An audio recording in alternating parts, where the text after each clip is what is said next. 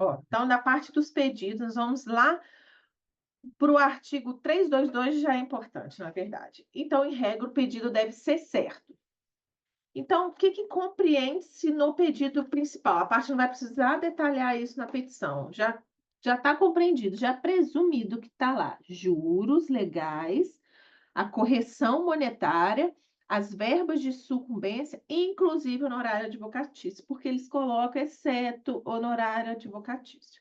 Então, marca-texto principal aí, compreendem-se no principal, você já coloca que tem 4 coisas: juros, correção, verbas de sucumbência e honorários advocatícios. Lembra que é inclusive.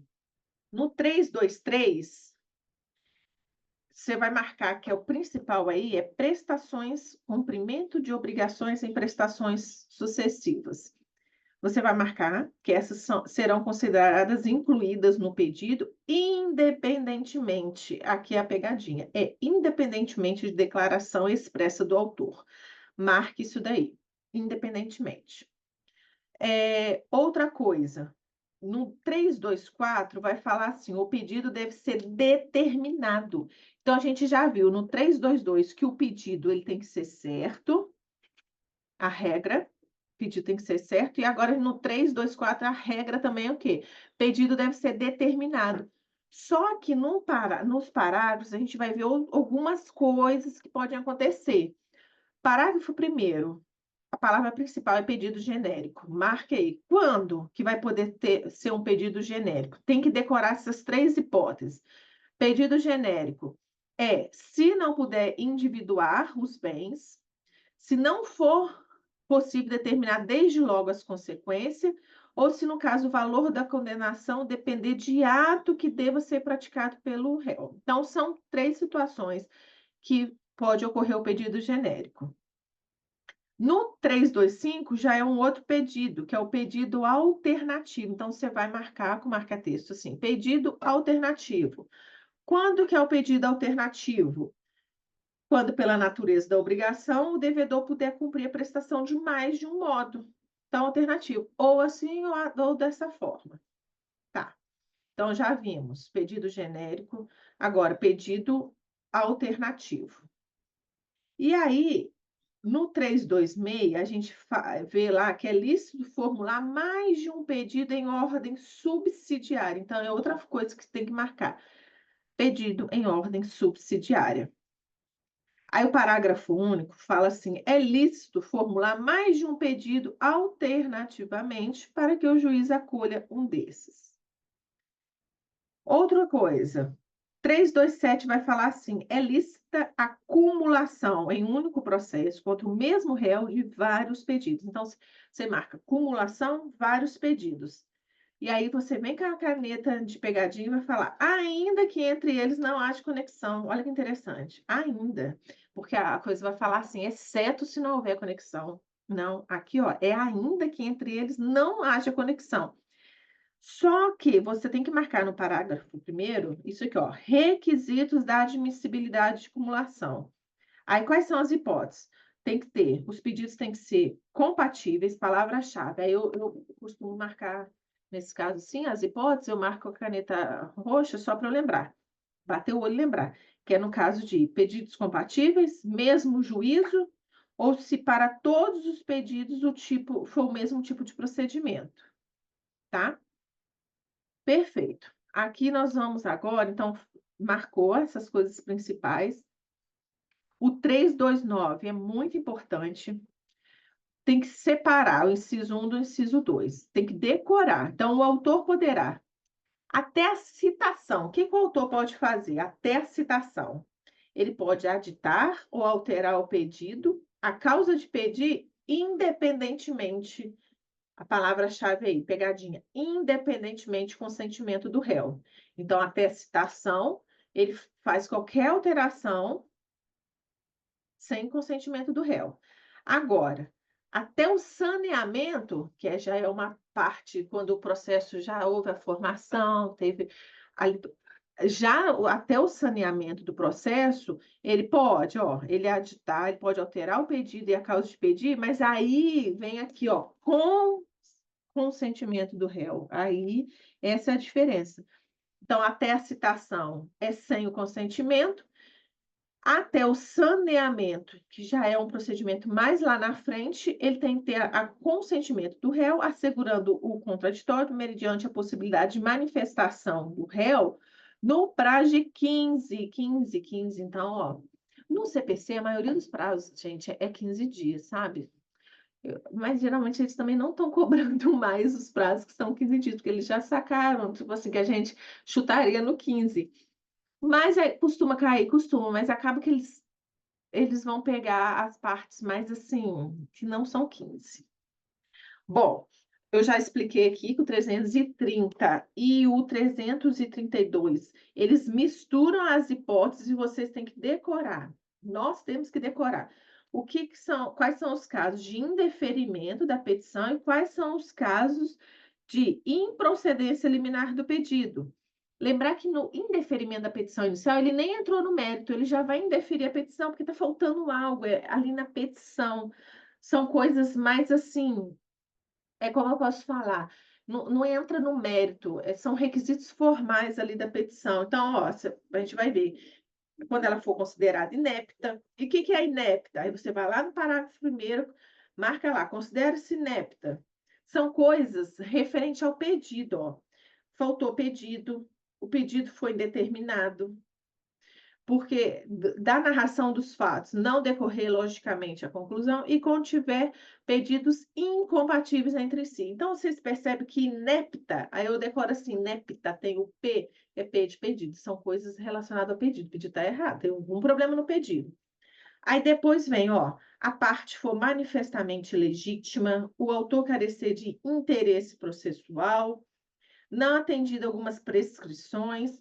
Então, você tem que lembrar que no indeferimento da petição inicial, é uma extinção sem mérito. Já quando a gente fala de 332, ali o juiz já analisa o mérito. Mas aí ele vai falar, ó, 332, nas causas que dispensam a fase instrutória, o juiz, independentemente da citação do réu, julgará liminarmente improcedente o pedido que contrariar. Aí tem que decorar isso daqui. A gente tem que decorar que são coisas assim, relacionadas à súmula do STF, STJ, acórdão em julgamento de recursos repetitivos, incidente de resolução de demanda repetitiva ou assunção de incompetência, enunciado de súmula, então aqui já entrou no direito propriamente, tá? O juiz também poderá julgar liminarmente improcedente, parágrafo primeiro é importante, que for quando for o caso de decadência e prescrição. Isso aqui tem que ficar bem, bem separado na nossa cabeça. Decora, onde que está no seu caderno a parte de indeferimento da petição inicial e onde que é improcedência liminar do pedido, que eles vão misturar essas hipóteses, tá bom? Aí agora, o que é importante? Esse 334, que vai falar quando a petição inicial preenche todos os requisitos, e não for o caso de improcedência liminar do pedido, que a gente viu agora, que é lá do artigo 3. Olha que interessante, no 334 vai falar assim: se a petição preencher os requisitos, ou seja, se não for caso de indeferimento da petição inicial, que é o 332, e não for caso de improcedência liminar do pedido, que é o 332, o juiz vai designar a audiência de conciliação ou de mediação. Com antecedência, esses prazos caem, gente, marca aí de verde, com antecedência de 30 dias, devendo ser citado o réu com pelo menos 20 dias de antecedência, tá? Isso aí cai. Parágrafo 2º marca também que cai. Palavra-chave, mais de uma sessão destinada à conciliação, pode haver, e a mediação, só tem que marcar esse prazo, não podendo exceder a 2 meses da realização da primeira sessão, tá? Então, essas aqui são as partes mais importantes. 335, o que a gente tem que lembrar? Que é referente à contestação. O prazo da contestação, o réu poderá oferecer contestação por petição no prazo de 15 dias. Tá? Isso aí é bem interessante. 337 marca como importante que o réu, antes dele adentrar ali ao mérito, debater sobre o direito, alegar um fato modificativo, né, etc., ele tem que alegar algumas coisas. Incumbe ao réu, antes de discutir o mérito, ele alega, decora. Isso aí tem que decorar, tá? São matérias preliminares que a gente fala. Inclusive, neste quesito aqui, o juiz ele pode, de ofício, já falar sobre essas questões. Só que tem duas coisas aí que o juiz não vai poder declarar de ofício. Aí você vai lá no parágrafo 5º e coloca lá, excetuada, quando for caso de convenção de arbitragem e incompetência relativa, o juiz não conhecerá de ofício. Então, em regra, todas essas matérias preliminares do 337, o juiz ele pode, inclusive, já falar, alegar de ofício. Só que nas duas causas referentes, quando você vê a palavra arbitragem e no caso lá da incompetência relativa, o juiz não pode, ok? Aqui essa parte é bem importante. Outra coisa, o 339 cai bastante.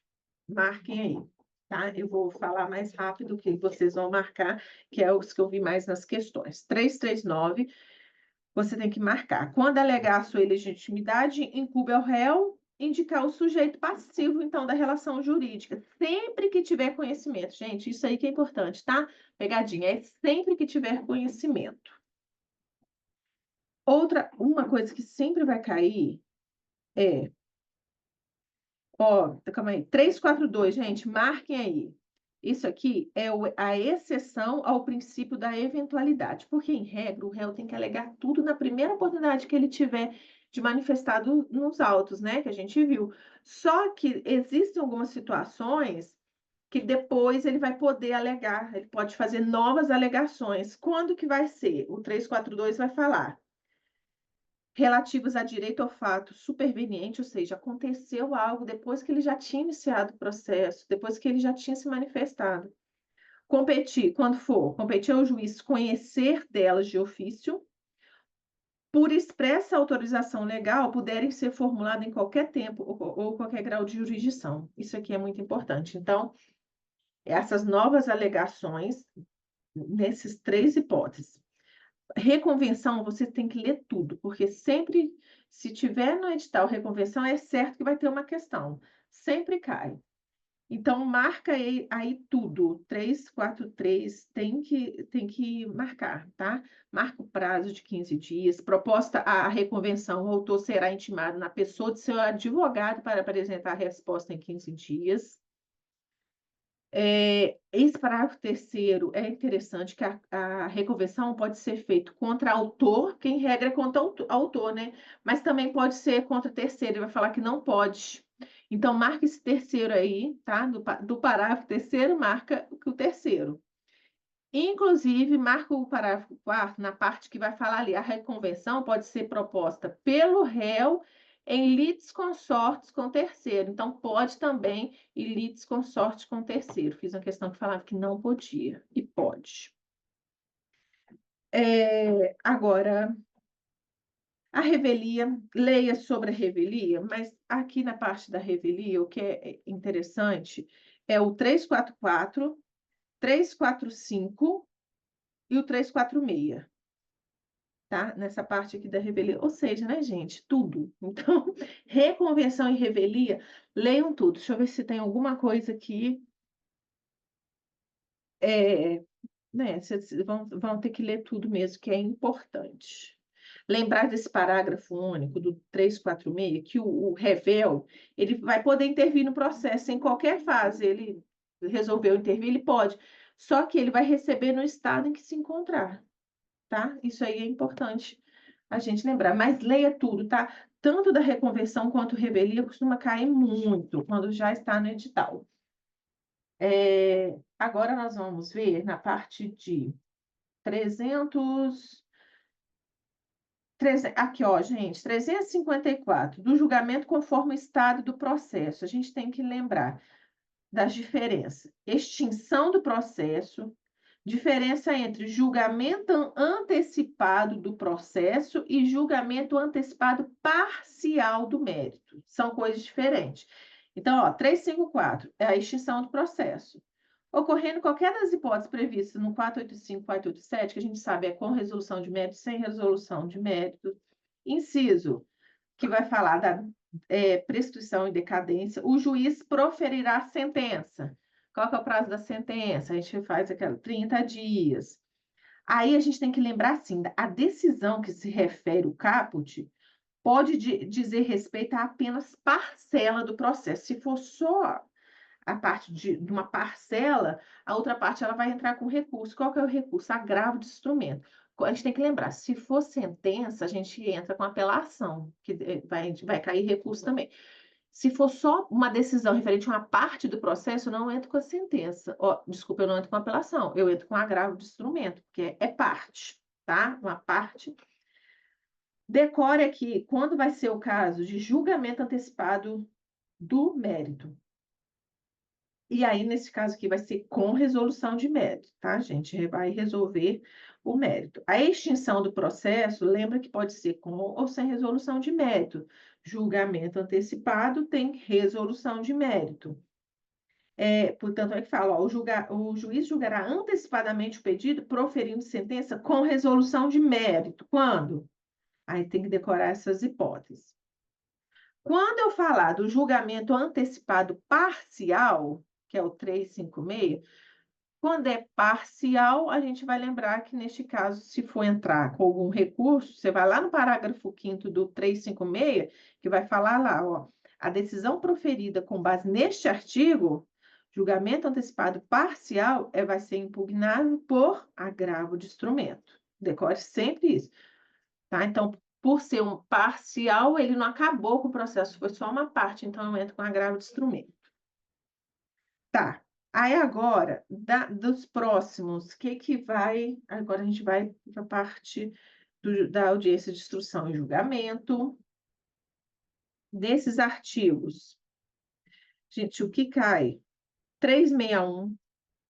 As provas orais serão produzidas em audiência, ouvindo nessa ordem preferencialmente. Preferencialmente, então decora a ordem. Perito e assistente, autor, depois o réu, testemunhas arrolada pelo autor e pelo réu, tá? Decore essa ordem aí. 362 é importante. Quando que a audiência pode ser adiada, gente? São 3 hipóteses. Decorem essas hipóteses. E marque aí que é superior a 30 minutos, que é o atraso injustificado de seu início em tempo superior a 30 minutos. Marque esse 30 aí com aquilo que a gente falou.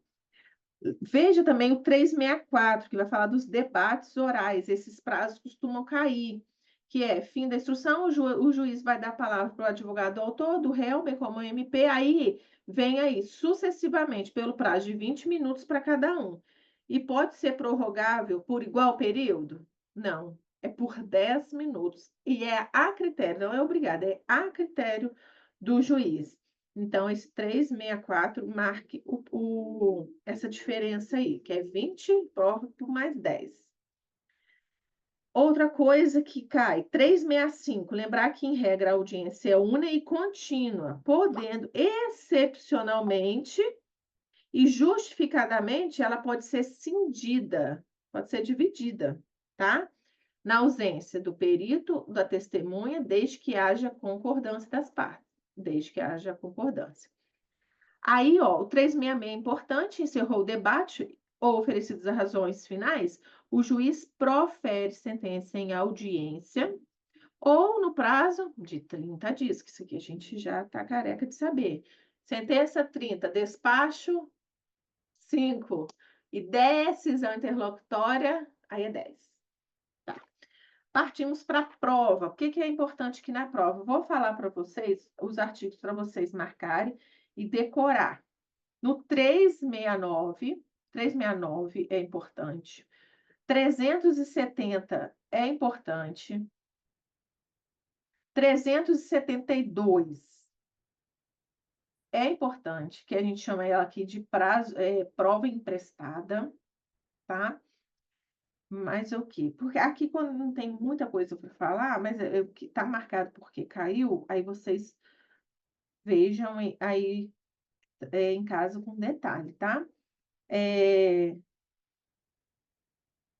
Gente, o parágrafo 3º do 373 também caiu demais. A distribuição diversa do ônus da prova também pode ocorrer por conversão das partes, salvo, aí é aqui, ou seja, em regra pode distribuir de forma diversa se as partes assim concordarem, mas existem casos que não vai poder, é quando recair sobre o direito indisponível da parte ou tornar excessivamente difícil a uma parte o exercício do direito. E essa convenção pode ser celebrada tanto antes quanto durante o processo. Um aqui que é muito disparado é o 374. Quais são as hipóteses que não dependem de prova? Decora aí, quais são as hipóteses? Isso cai muito. Qual o outro que está bem marcado aqui? Ah, gente, olha aí, o 381, parágrafo 3º. A produção antecipada da prova não vai prevenir a competência do juiz para a ação que venha a ser proposta, porque a gente sabe que algumas situações você vai ver lendo que pode ter essa produção antecipada de prova. Só que se a pessoa, então, foi no juízo e teve que produzir as provas ali, aquilo ali gera prevenção? Não gera. Isso vai, eles falam que gera, porque na tutela provisória, isso gera, torna o prevento o juiz. Mas aqui na produção antecipada de prova, não gera. E é isso que eles vão bater. Então, não caia nessa pegadinha, tá? Não gera. Qual a outra parte importante? Então, aí veio aqui, agora, de uma forma geral, quais são os tipos de prova? Tem a ata notarial, tem o depoimento pessoal, confissão, temos exibição de documento ou coisa. Nesses artigos, eu vou passar falando agora também rapidamente o que é importante. Da ata notarial, o 384, tem que ler, é importante, já caiu. 385, decore que cabe à parte requerer o depoimento da outra parte. Então, o depoimento pessoal é sempre da outra parte. Eu não falo, eu quero depor. Meu depoimento pessoal, não, você tem que requerer da outra parte, a fim de que essa seja interrogada na audiência de instrução e julgamento, sem prejuízo do poder do juiz de ordenar de ofício, tá? Isso é importante. O parágrafo 1º vai falar da pena de confesso. Quando que se aplica a pena de confesso? A palavra-chave aí, pena de confesso.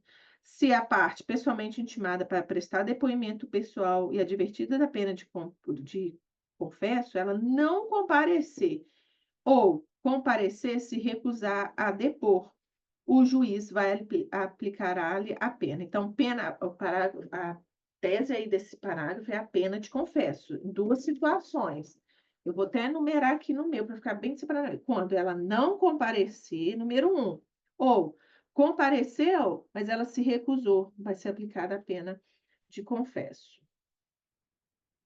Tá, aqui essa parte que é mais importante.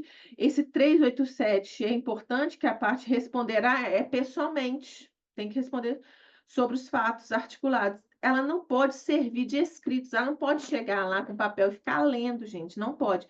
Ela pode fazer consultas a este papel para facilitar, para ela ir, por exemplo, ela lembrar, né, do que ela precisa falar, mas ela não pode chegar lá com papel e ficar lendo. Então, em regra, pessoalmente, e lá ela só pode servir do escrito para poder consultar. Esse 388 também é importante, quando que a parte não é obrigada a depor. Então, pode ser que uma parte vai pedir o depoimento da outra, mas ela não vai ser obrigada a depor. Nesses casos aqui, decore, tá? E o parágrafo único vai falar de uma exceção. Essa disposição não vai se aplicar às ações de Estado e de família, porque ela vai ser obrigada a depor. A confissão. Na parte de confissão, a gente tem que lembrar que essa confissão são dois tipos. Pode ser judicial ou extrajudicial. É o 389. Ah, e o 391, você marca aí que a confissão judicial, ela faz prova contra o confitente, aquele que está confessando, mas não vai prejudicar os litisconsortes. Se ele tiver com ele litisconsortes, então a confissão dele não pode, tá? Prejudicar os demais. Na confissão, que cai muito, é que ele vai falar lá no 393 também. Ó, a confissão ela é irrevogável e ela é também, a confissão, ela é indivisível. Agora, onde que está mesmo essa parte que eu já deixei separada? Que fala que ela também é indivisível no 395. Então, a gente tem que decorar. Confissão é irrevogável e ela também é indivisível. Mas vamos lá, 393. A confissão ela é irrevogável, mas ela pode ser anulada, hein, gente? Se decorreu de erro de fato ou de coação. Em regra, não se revoga, mas ela anula. E por quê? Porque ocorreu devido a algum erro de fato ou de coação. Tem que decorar essas duas exceções. E no 395, a gente vai ver que a confissão é, em regra, indivisível.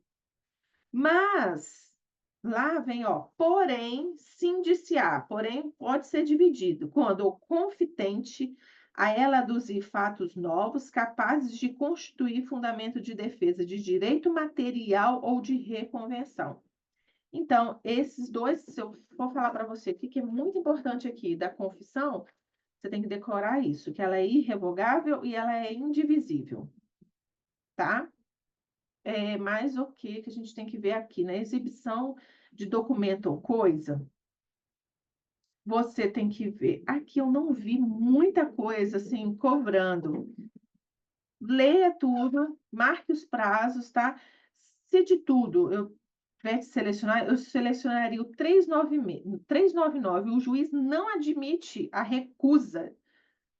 Se, aí vem essas hipóteses. Isso aqui é interessante. E o 401, eu vi. Quando o documento ou a coisa estiver em poder de terceiro, o juiz tem que ordenar a citação do terceiro para ele responder no prazo de 15 dias. Então, se a prova que a parte quer produzir está no poder de terceiro, o juiz manda citar esse terceiro para ele responder no prazo de 15 dias. E aí, aí o 403 fala, se o terceiro, sem justo motivo, se recusar a efetuar a exibição, o que vai acontecer? Vai ter uma consequência, crime de desobediência. Aí você lê aí o 403, tá bom? Outra coisa que é importante, aqui o 404, que é a parte, o terceiro, se excusam de exibir em juízo ou documento a coisa, se a parte e o terceiro, eles podem se excusar de exibir em juízo, documento ou coisa, nessas hipóteses aqui. Aí você tem que decorar essas 6 hipóteses, tá bom? Agora, concluindo na parte de prova documental.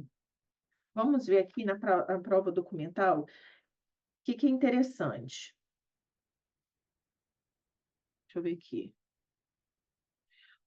No 407, o documento feito por oficial público incompetente ou sem observância de formalidade, sendo subscrito pelas partes, tem a mesma eficácia probatória do documento particular. Se circula aí, documento particular. Por quê? Se é por um oficial público, ele seria um documento público. Mas como ele foi feito sem observância das formalidades, ele vai se tornar um documento particular.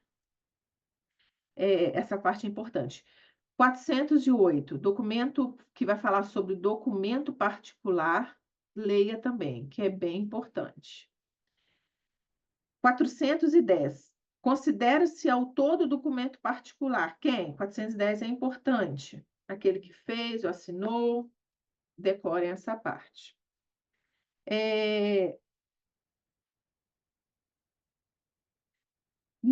Depois, você vai ler com calma o 416. Veja com calma também que o 417 e 418 falam sobre livros empresariais. Prova contra o seu autor, mas quando é no 418, provam a favor do seu autor se for no litígio entre empresários, tem essa diferença. 417, os dois falam de livros empresariais, só que um vai falar que vai prova contra o seu autor, aí tem a hipótese. No 418, fala que provam a favor do autor se for um litígio entre empresários, isso aí também cai a diferença. 419, a palavra-chave é escrituração contábil. Aí você tem que marcar que ela é, em regra, indivisível. Leia também melhor depois detalhado, tá? Agora vamos lá no 429. Você vai ter que circular a palavra aí, ó, incube o ônus da prova. Se a pessoa alegar falsidade, ou seja, circula aí falsidade. Quem que vai provar que é a falsidade? Falso, a falsidade vai ter que ser arguída pela parte, vai ter que ser provada pela parte que arguiu. Eu coloquei assim, falsidade prova quem fala. Se eu estou falando que aquilo é falso, eu vou ter que provar. Então, falsidade é quem fala. Agora, olha o inciso 2. Se tratar de impugnação da autenticidade, quem produziu o documento que vai ter que provar que ele é autêntico. Aí eu decoro assim, autenticidade, então é o autor do documento. Esse 429 é um dos mais importantes. Falsidade, quem prova é quem falou que aquilo é falso. Autenticidade é quem vai ter que provar é o autor do documento, tá?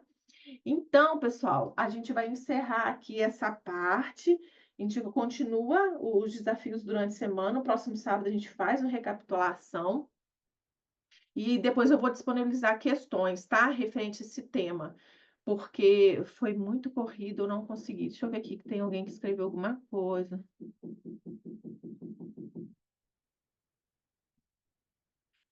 Ô, Dani, você perguntou, nessa prova pode ser pedido o que é uma prova irrevogável? Não entra, né, assim, conceito. Entra mesmo aqui na letra de lei, sabe? O que a gente tem que decorar. Eles não pedem conceitos, ele não vai pedir coisas fora aqui do código. É uma prova bem assim, letra de lei, tá? Então, assim, não precisa aprofundar na doutrina, em coisas nesse sentido. Até porque nem vai ter redação. Então, assim, quando a gente está estudando para analista, eu aconselho sempre a gente, sabe, aprofundar mais, mas aqui no nosso não precisa, tá? Mas o que que eu queria falar com vocês? Então, aí eu vou separar umas questões que eu vou fazer, tá? Dessa parte, e aí a gente pode no grupo falar mais o que que eu acho mais importante. Como eu falei para vocês sobre edital verticalizado, quem quiser, eu queria até compartilhar com vocês como é que a gente já está preenchendo, estamos avançando. É muito legal, gente, quando a gente tem noção do que a gente está fazendo, sabe? Como já está, estamos evoluindo. Ai, gente, não estou conseguindo aqui compartilhar. É, eu sei que a gente já marcou, estou com muito chiquezinho já no meu edital verticalizado referente ao CPC. Aí, o que que eu tive a ideia? Esse material, geralmente, eu disponibilizo, né, para os meus mentorados, para toda vez que alguma coisa eu faço esse edital verticalizado. E aí eu ensino, né, para eles como é que eles têm que clicar, fazer tal, tal. Só que eu posso disponibilizar para vocês um valor menor do que eu venderia para outras pessoas, para vocês irem vendo. E aí eu quero disponibilizar para vocês não só esse edital, se comprando só o edital verticalizado, eu quero mostrar para você que eu vou gravar esses dias umas aulas sobre método de estudo para cada fase, que eu vi que as pessoas assim têm dificuldade. Eu tinha. Como que eu estudo? Quando eu estou numa fase inicial, quando eu sou considerada, estou ali no meio, intermediário, quando é avançado. Então, tem uma estratégia de estudo para você estudar de forma mais eficiente. Aí eu quero disponibilizar, vou gravar essa aula e eu quero disponibilizar. Às vezes, na própria gravação da aula, quem puder já participar, pode participar comigo. Eu vou gravando e até se surgir alguma dúvida, vocês podem levantar a mão que depois eu dou a palavra para vocês. E aí eu quero falar sobre revisão e método de estudo, tá? Então, assim, eu vou disponibilizar o edital, quem quiser comprar o edital. No edital, eu estou tentando compartilhar, não estou conseguindo compartilhar aqui para vocês conhecerem ele melhor. Eu separei todos os tópicos, coloquei os artigos que você tem que estudar. Quando você fizer a primeira leitura, você tem que marcar. Quando você fizer a primeira, segunda, terceira revisão, quantas questões você fez, quanto você acertou. Porque muitos me perguntam, inclusive, gente, eu tenho que fazer simulado? Eu não gostava, minha opinião simulado serve para você verificar como está seu tempo de estudo, ó, como está seu tempo de prova, para você saber se você vai conseguir fazer aquelas questões, 80 questões, qual o tempo que você vai gastar. Porque para você saber de fato onde está a sua fraqueza, é através desse edital verticalizado, gente. Porque lá vai estar direitinho. Esse tópico aqui, meu rendimento não está legal, não. Porque lembra, eu quero que vocês mirem 90% de acerto na prova. Eu quero. A minha meta é sempre essa, 90%. Mas se tiver no 85, tá top também, mas assim, 90%. Então, o que que vai acontecer? O edital verticalizado é essa ferramenta que você fica acompanhando. Cara, eu tenho que melhorar aqui. Porque quando você faz a sua primeira revisão, quando você voltar, a gente já volta de uma forma estratégica. A gente não volta lá do início de novo, né? A gente já vai nos pontos exatamente que a gente está com mais dificuldade. Na terceira volta, faz exatamente isso, sabe? A gente tem que ter, pelo menos, conseguir ver esse edital umas 3 vezes para a gente chegar competitivo nessa prova do TJ Minas Gerais. Está cada vez mais alto o ponto de corte, a gente tem que conseguir, pelo menos, rodar esse edital aí umas 3 vezes. Foi isso que eu coloquei como meta, sabe, os meus mentorados. E eu acho que vocês têm que focar nisso também, para dar certo. Então, é tudo com estratégia. Eu até queria contar para vocês, compartilhar com vocês, eu fiz uma última prova na Câmara, não sei se o Ricardo também teve a prova da Câmara de BH, e eu resolvi estudar, assim, faltando 1 mês e pouco para a prova. Só que como eu já sei que eu estou na fase avançada de estudo, eu já tinha a minha estratégia de estudo. E aí eu fui fazer a prova e deu certo, sabe? Eu acertei 56 questões em 60. De direito, eu fechei. Eu errei uma de português e eu errei raciocínio lógico, gente, que é meu. Eu errei três de raciocínio lógico. Mas, enfim, por que que mesmo assim eu estudando já em reta final de prova, porque esse edital já estava aberto desde dezembro, eu resolvi estudar esse ano e tal, enfim, por conta dessa estratégia de eu saber que eu estou na fase avançada. Então, se eu estou na fase avançada, eu tenho um método diferente de estudo. E é isso que eu quero passar para vocês, sabe? Para vocês irem vendo. E vai acontecer que, às vezes, em uma matéria você está no nível avançado, na outra você está no nível intermediário. Você tem que aprender a saber em qual que você está para você aplicar a estratégia. E dá certo. É impressionante. Eu falei, eu quero validar essa estratégia. E aí deu certo nessa prova, sabe?